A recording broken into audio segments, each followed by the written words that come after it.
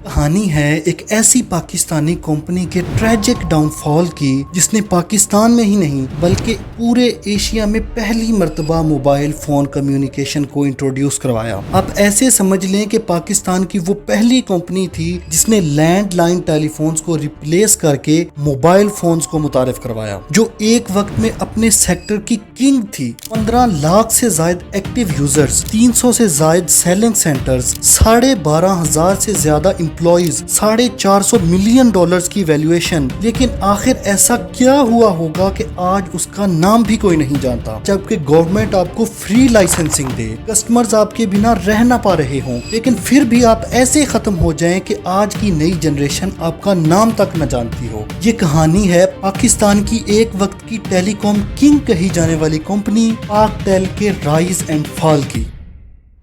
हमारी कहानी की शुरुआत होती है 1989 से, जब UK based company wireless and cables Pakistan में हसन ग्रुप के साथ मिलकर पाकिस्तान की फर्स्ट टेलीकॉम कंपनी पाकटेल के नाम से इस्टेब्लिश करते हैं। ये वो वक्त था जब मोबाइल फोन्स का कॉन्सेप्ट भी नहीं था। लोग कम्युनिकेशन के लिए बड़े बड़े टेलीफोन सेट्स को यूज करते थे जो लैंडलाइन कम्युनिकेशन सिस्टम को यूज करते थे। ऐसे वक्त में मोबाइल फोन्स का कॉन्सेप्ट भी लोगों के लिए शॉकिंग था कि कोई ऐसी डिवाइस भी हो सकती है जिससे हम जहां चाहें जब मर्जी चाहें एक छोटी सी बॉक्स जैसी डिवाइस से कम्युनिकेट कर सकें। लेकिन पाकटेल ने ऐसे वक्त में इतना रेवोल्यूशनरी काम करके सबको हैरान कर दिया। पाकटेल को 1990 में बाकायदा तौर पर ऑपरेशंस के लिए लाइसेंस इशू होता है और पाकटेल एम्प्स टेक्नोलॉजी पर अपने ऑपरेशंस को स्टार्ट करता है। एम्प्स टेक्नोलॉजी को अगर सिंप्लीफाई करके बताऊं तो आप इसे 1G कह सकते हैं, लेकिन इसमें एक छोटा सा ड्रॉबैक था, वो ये कि एम्प्स नेटवर्क सिम को यूज नहीं करता था। इस चीज को आपने जहन में रखना है क्योंकि आगे चलकर यही एक मामूली सी चीज इतने बड़े बिजनेस के डाउनफॉल की वजह बन जाती है। पाकटेल को स्टार्ट में बहुत दुश्वारियों का सामना करना पड़ा। एक्चुअली उस पर्टिकुलर टाइम पर जब एक आम आदमी की सैलरी ही मंथली 1300 से 1500 के दरमियान होती थी, उस टाइम पर नॉर्मल मंथली फोन का बिल 1350 के राउंड अबाउट होता था, जिसको अगर आज की इन्फ्लेशन के अकॉर्डिंग कैलकुलेट करें तो 22,000 से अबव बनता है। On top of that phone इसके अलावा परचेज करना पड़ता था। इनिशियली तो मोबाइल फोन्स बड़े बिजनेसमैन और हाई क्लास का स्टेटस सिंबल बन गया था, लेकिन इसमें भी एक और मुश्किल थी, वो ये कि पाकटेल उस वक्त पोस्ट पेड बिलिंग सिस्टम को यूज कर रहा था। अलॉन्ग विद आपको कॉल करने के भी पैसे देने पड़ते थे और कॉल सुनने के लिए भी पे करना पड़ता था। और उससे भी बड़ी हर्डल ये थी कि पाकिस्तान में उस वक्त बिलिंग सिस्टम सिरे से था ही नहीं। बिलिंग करने के लिए सारे डाटा को मैग्नेटिक टेप पर रिकॉर्ड किया जाता, फिर उसे नंबरिंग करके डाटा को यूके भेजा जाता, जहां उसको एनालाइज करके बिलिंग की जाती और फिर उसे डाक के जरिए पाकिस्तान वापस भेजा जाता। इस पूरे प्रोसेस को 40 से 45 दिन लग जाते, जिसकी वजह से इफेक्टिव चेक एंड बैलेंस रखना बहुत मुश्किल था, जिसकी वजह से पाकटेल को बहुत फाइनेंशियल प्रॉब्लम्स को फेस करना पड़ रहा था। इसके लिए पाकटेल ने अपना और दुनिया का पहला बिलिंग सिस्टम इंट्रोड्यूस किया। ये अपने आप में एक बहुत बड़ी कामयाबी थी, लेकिन फिर भी पाकटेल की मुश्किलात यहाँ खत्म नहीं हुई। इसी दौरान मिलीकॉम कंपनी इंस्टाफोन के नाम से मार्केट में एंट्री लेती है। इंस्टाफोन भी एम्प्स टेक्नोलॉजी को यूज कर रहा था, लेकिन उसने अपने बिल्स को थोड़ा सा चीप करना स्टार्ट किया। मोर ओवर इंस्टाफोन के हैंडसेट्स पाकटेल के कंपैरिजन में किसी हद तक सस्ते थे, लेकिन इंस्टाफोन की वजह से पाकटेल पर कोई खातिर खा इफेक्ट नहीं पड़ा। दोनों कंपनियां पैरेलल अपना बिजनेस बहुत अच्छे से चलाने लग जाती हैं। सब कुछ ठीक चल रहा था, यूजर्स भी इंक्रीज हो रहे थे, इनिशियल प्रॉब्लम्स को भी तकरीबन खत्म कर दिया गया था। लेकिन यहाँ एंट्री होती है एक ऐसे कॉम्पिटिटर की जिसने सारे सिनेरियो को ही चेंज करके रख दिया। ये साल था 1994। मार्केट में एंट्री होती है जैज की। उस टाइम चूंकि पाकटेल और इंस्टाफोन दोनों ही एम्प्स नेटवर्क को यूज कर रहे थे, एम्प्स टेक्नोलॉजी का एक ड्रॉबैक था कि ना तो उसमें सिम यूज होती थी और दूसरा एम्प्स के हैंडसेट्स की रीसेल वैल्यू सिरे से थी ही नहीं। अगर किसी ने अपना हैंडसेट स्विच करना होता था तो पुराना हैंडसेट कोड़ियों के भाव बिकता था। जैज इसी चीज को आइडेंटिफाई करके GSM टेक्नोलॉजी को इंट्रोड्यूस करता है, इन शॉर्ट सिम को इंट्रोड्यूस करता है।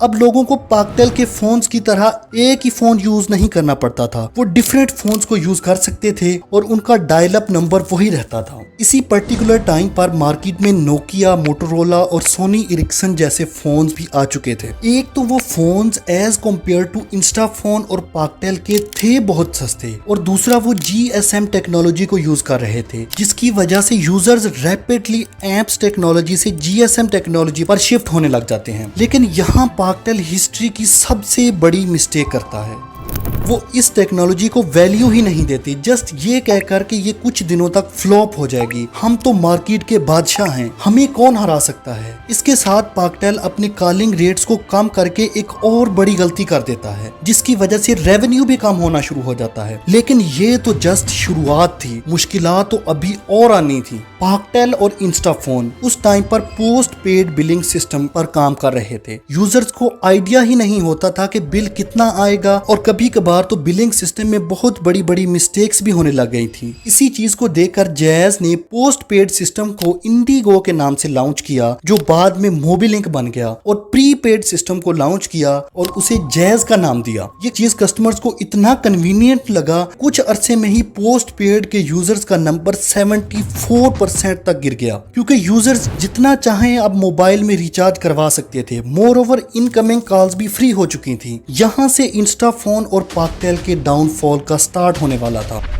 इसी सिचुएशन को देखते हुए पाकटेल की parent company wireless and cables 1998 में पाकटेल को इंस्टाफोन की ओनर कंपनी मिलीकॉम को सेल कर देती है। ये शायद मिलीकॉम की एक और बड़ी गलती थी। मिलीकॉम ने ये सोचा था कि अगर इंस्टाफोन और पाकटेल को मिलाकर चलाएं तो उनका कस्टमर बेस और बढ़ जाएगा, लेकिन दे वर कंप्लीटली रॉन्ग। 2 साल बाद ईयर 2000 में हसन ग्रुप ने भी अपने बाकी शेयर्स मिलीकॉम को सेल कर दिए। अब मिलीकॉम 98.5% का शेयर होल्डर था। नई एडमिनिस्ट्रेशन ने सबसे पहले मार्केट में कम्पीट करने के लिए टेंगो के नाम से अपनी प्रीपेड सर्विस को लॉन्च किया, और साथ ही GSM पर शिफ्ट करने के लिए PTA को एप्लीकेशन भी दे दी।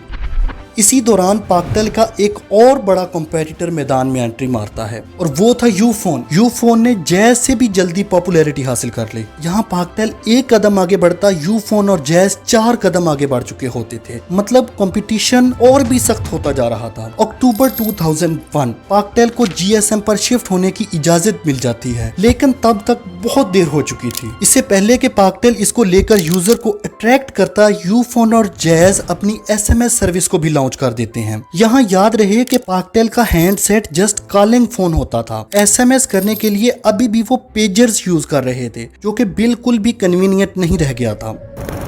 आखिरकार 23 अक्टूबर 2004 को पाकटेल GSM पर शिफ्ट होता है। पाकटेल को इस प्रोसेस के लिए $290 मिलियन खर्च करने पड़े थे, जो कि एक बहुत बड़ी इन्वेस्टमेंट थी। लेकिन यहाँ एक और मुश्किल थी। इसी दौरान टेलीनॉर और वारिद भी एंट्री कर चुके थे। मुकाबला अब और भी सख्त हो चुका था, लेकिन फिर भी 31 मार्च 2005 तक पाकटेल के 3,40,000 GSM यूजर्स हो चुके थे। इसके अलावा पाकटेल 300 सेल साइट्स के साथ पाकिस्तान की 45% टेलीकॉम इंडस्ट्री पर रूल कर रहा था। बिकॉज पाकटेल की एक लेगेसी थी, एक पब्लिक में प्यार था, पाकटेल वर्ड ऑफ माउथ था। इसी वजह से पाकटेल को बहुत कम लेकिन बूस्ट मिलना स्टार्ट हुआ। इसी साल नवंबर तक पाकटेल के यूजर्स की तादाद 1 मिलियन क्रॉस कर चुकी थी। पाकटेल के यूजर्स की तादाद हर महीने 1 लाख यूजर्स के हिसाब से बढ़ रही थी। इतने टफ कंपटीशन के बावजूद भी Paktel was still making progress. इसी टाइम पर मिलीकॉम जो इंस्टाफोन की भी ओनर थी, इंस्टाफोन को आरफीन ग्रुप को सेल कर देती है। इसकी वजह से अब उनके पास इन्वेस्टमेंट के लिए अच्छी खासी अमाउंट भी आ चुकी थी। यहाँ तक आपको लग रहा होगा कि बिल्कुल ठीक चल रहा है। जब उनके पास इतनी इन्वेस्टमेंट भी थी, उनके पास इंफ्रास्ट्रक्चर भी था, वो GSM पर शिफ्ट भी हो चुके थे, मार्केट में सबसे ज्यादा शेयर भी उन्हीं का था। लेकिन फिर ऐसा क्या हुआ कि पाकटेल को इतना अच्छा परफॉर्म करने के बावजूद भी डाउनफॉल का सामना करना पड़ा? असल में हुआ कुछ यूं कि जब पाकटेल को GSM का लाइसेंस मिला और मीनवाइल मिलीकॉम ने